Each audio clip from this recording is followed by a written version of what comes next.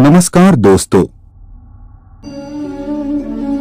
शेर लंबी छलांग लगाने के लिए एक कदम पीछे लेता है, इसलिए जब जिंदगी आपको पीछे धक्का दे तब डरना मत। समझ जाना कि जिंदगी तुम्हें लंबी छलांग लगाने के लिए मौका देने वाली है। छाता और दिमाग तभी काम करते हैं जब वो खुले हो। बंद होने पर दोनों बोझ लगते हैं। लूट लेते हैं अपने ही, वरना गैरों को कहां पता इस दिल की दीवार कहां से कमजोर है। दुनिया की कोई परेशानी आपके साहस से बड़ी नहीं है।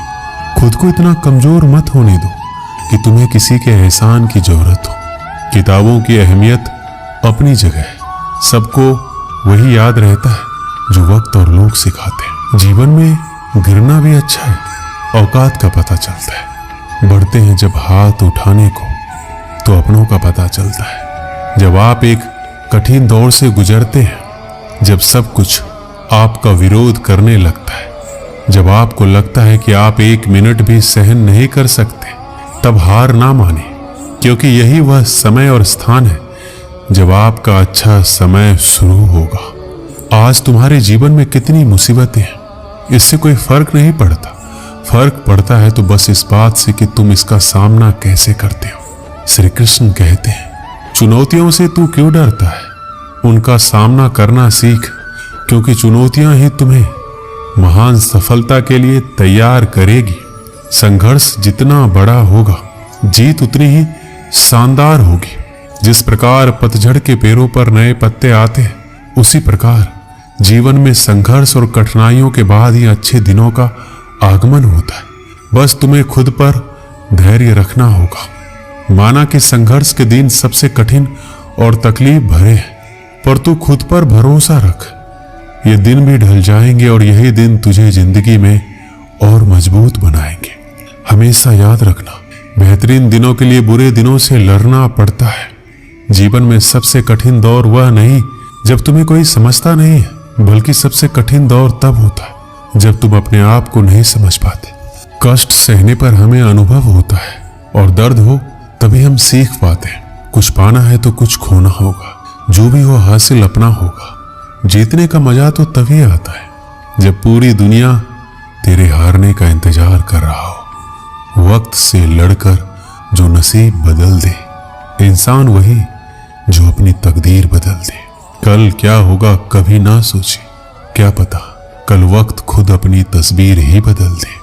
अगर आप में अकेले चलने का हौसला है तो खुद पर यकीन रखो और अपने रास्ते चलते रहो। भले ही आज तुम्हारे पीछे कोई ना हो, पर एक दिन तुम्हें सुनने के लिए हजारों लाखों की भीड़ होगी और तुम सबका नेतृत्व कर रहे होगे।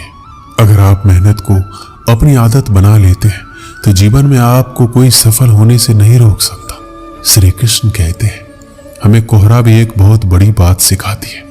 जब हमें जिंदगी के रास्ते साफ ना दिखाई दे तो बस हमें चलते रहना चाहिए। रास्ते अपने आप बनते जाएंगे। आप किस काम में कितने समर्थ हैं ये आपको कोई और नहीं बता सकता, क्योंकि स्वयं को जितना अच्छा आप जानते हो कोई और जान ही नहीं सकता। जब कठिन समय आता है तो कायर और बहादुर का फर्क पता चलता है, क्योंकि उस समय कायर बहाना ढूंढते हैं और बहादुर रास्ता खोजते हैं। यदि आप जिंदगी में मुश्किल समय का सामना कर रहे हैं तो निराश बिल्कुल ना हो। समझ लीजिए, भगवान चाहता है कि आपको अभी और मजबूत इंसान बनना है। मजबूरियां तुम्हें हमेशा मजबूत बनाती है और परेशानियां जीवन जीना सिखाती है। बस तुम्हें अपनी मजबूरियों को अपना ताकत बनाना सीखना होगा। तू चाहे तो तेरे आत्मविश्वास और कठिन परिश्रम के बल पर तेरा भाग्य खुद लिख सकते हैं। अगर तू ऐसा नहीं करता है तो परिस्थितियां तेरा भाग्य लिखेगी। आपका मूल्य इससे तय नहीं होता कि आप क्या हैं, बल्कि इससे तय होता है कि आप खुद को क्या बनाने की क्षमता रखते हैं। परिस्थिति कितनी भी विपरीत हो, हिम्मत नहीं हारनी चाहिए, क्योंकि रात कितनी भी काली क्यों ना हो, सवेरा हमेशा सूर्य के उजाले के साथ होता है। मनुष्य के लिए कठिनाइयों का होना बहुत जरूरी है, क्योंकि कठिनाइयों के बिना सफलता का आनंद नहीं लिया जा सकता। अगर हमें अपने सफलता के रास्ते पर निराशा हाथ लगती है, इसका मतलब ये नहीं है कि हम कोशिश करना छोड़ दें, क्योंकि हर निराशा और असफलता के पीछे ही सफलता छिपी होती है। आज मुश्किल है, कल कठिन है, लेकिन कल के बाद का दिन सुंदर है। उम्र थका नहीं सकती, ठोकरें गिरा नहीं सकती। अगर जिद हो जीतने की तो परिस्थितियां भी हरा नहीं सकती। जो बीत गया उसे सोचते नहीं, जो पा लिया उसे खोते नहीं। मंजिल उन्हें हासिल होती है जो वक्त और हालातों पर रोते नहीं। जिंदगी में लगातार मिल रही असफलताओं से निराश नहीं होना चाहिए, क्योंकि कभी कभी गुच्छे की आखिरी चाबी भी ताला खोल देती है। कामयाबी के दरवाजे उन्हीं के लिए खुलते हैं जो उन्हें खटखटाने की ताकत रखते हैं। कभी कभी हमारे लिए इतने बड़े लक्ष्य तय करके रखती है कि हमारी पूरी जिंदगी, हमारा हर फैसला, हर कदम हमें केवल उसी उद्देश्य के लिए तैयार कर रहा होता है। असफल होने पर आपको निराशा का सामना करना पड़ सकता है, परंतु प्रयास छोड़ देने पर आपकी असफलता सुनिश्चित है।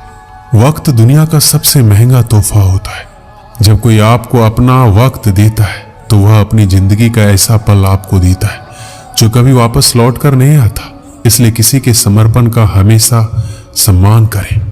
जिस रिश्तों की कदर नहीं उसके साथ रिश्ते रखकर खुद को दुख देने से अच्छा है उस रिश्ते को खत्म कर देना, क्योंकि वहां हमारा आत्म सम्मान ज्यादा मायने रखता है। अगर कोई आपकी उम्मीद से जीता है तो आप भी उसके यकीन पर खड़ा उतरिए, क्योंकि उम्मीद इंसान उसी से करता है जिसको वो सबसे करीब मानता है।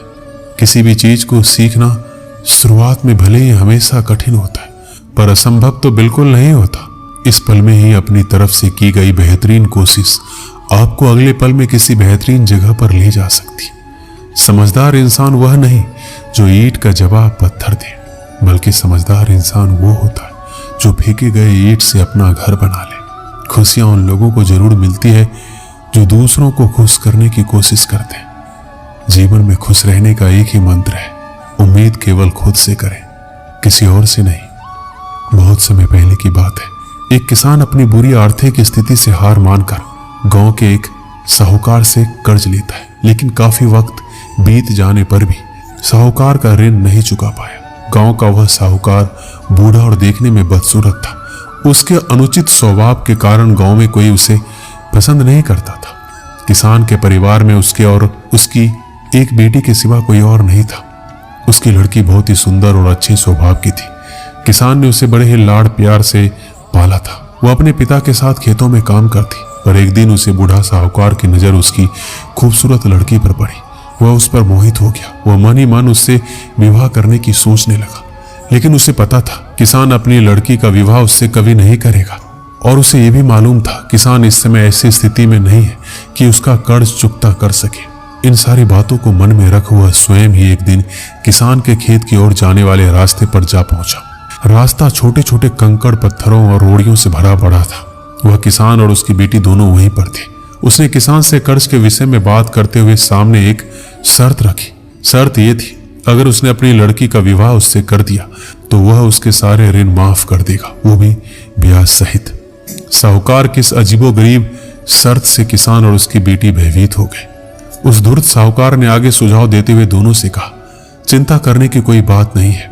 इस शर्त का फैसला ना मैं करूंगा ना आप, इसे आप अपने भाग्य पर छोड़ दें। इतना कहते हुए अपनी जेब से एक पैसे की खाली पोटली निकाली और उसे दिखाते हुए कहा, मैं इसमें एक काले रंग का और एक सफेद रंग का कंकर रखूंगा। उसके बाद तुम्हारी लड़की को बिना देखे इस पोटली से कंकर निकालना होगा। और यहाँ शर्त यह रहेगी, अगर उसने काले रंग के कंकड़ को निकाला तो मुझसे विवाह करना होगा और तुम्हारे कर्ज भी माफ कर दिए जाएंगे। अगर तुम्हारी लड़की ने सफेद रंग के कंकड़ को निकाला तो इसे मुझसे विवाह नहीं करना होगा और फिर भी कर्ज माफ कर दिए जाएंगे। लेकिन अगर कंकड़ निकालने से मना कर दिया फिर तुम्हें जेल के सलाखों के पीछे जाना होगा। जैसे ही किसान और उसकी लड़की उसकी इस शर्त पर आपस में बात करने लगे, तभी साहूकार अचानक कंकड़ों को उठाने के लिए नीचे झुका। जैसे उसने 2 कंकड़ों को उठाया, उसी समय किसान की लड़की की नजर उस पर पड़ गई। उसने देखा साहूकार ने दोनों काले कंकड़ ही पोटली में रख दिए, जबकि नियम के अनुसार होना यह चाहिए था कि एक काले रंग का और दूसरा सफेद रंग का। उसके बाद साहूकार ने लड़की को पोटली से एक कंकर निकालने के लिए कहा। किसान की लड़की ने साहूकार के कहे अनुसार ही पोटली से कंकर निकाला और उसे बिना देखे हुए जानबूझकर कंकर पत्थरों से भरे रास्ते पर धीरे से उछाल दिया। जिससे जल्द ही वह काले रंग का कंकड़ भी अन्य कंकड़ों में मिल गया। उसके बाद उस लड़की ने झूठा खेद व्यक्त करते हुए कहा, ओह मैं कितनी लापरवाह हूं। साहूकार इस बात से लड़की पर थोड़ा क्रोधित हुआ, लेकिन फिर उस लड़की ने मामला संभालते हुए कहा कि आप चिंता ना करें, अगर आप पोटली खोलकर देखें कि उसमें कौन से रंग का कंकड़ बचा हुआ है तो ये साफ हो जाएगा कि मैंने कौन सा कंकड़ निकाला था, काला या सफेद। हालांकि ये तो निश्चित था कि बचा हुआ कंकड़ काले रंग का ही होगा, क्योंकि जैसा आप जानते हैं साहूकार ने पोटली में दोनों ही कंकड़ काले ही रखे थे। तो इस प्रकार यह सिद्ध हो गया कि लड़की ने सफेद कंकड़ निकाला है। अब साहूकार चाहकर भी अपनी बेईमानी और धूर्तता को प्रकट नहीं कर सकता था। इस प्रकार उस लड़की ने बड़ी चालाकी से अपने विरुद्ध खड़ी परिस्थिति को अपने पक्ष में कर लिया। इस कहानी से यही सीख मिलती है, समस्या चाहे कितनी भी जटिल क्यों ना हो, हम उसके बारे में सोचने और उसे सुलझाने के तरीकों को बदलकर उसका समाधान आसानी से निकाल सकते हैं। इसलिए समस्या के समय घबराए नहीं, उसका डटकर और बुद्धिमानी से सामना करें।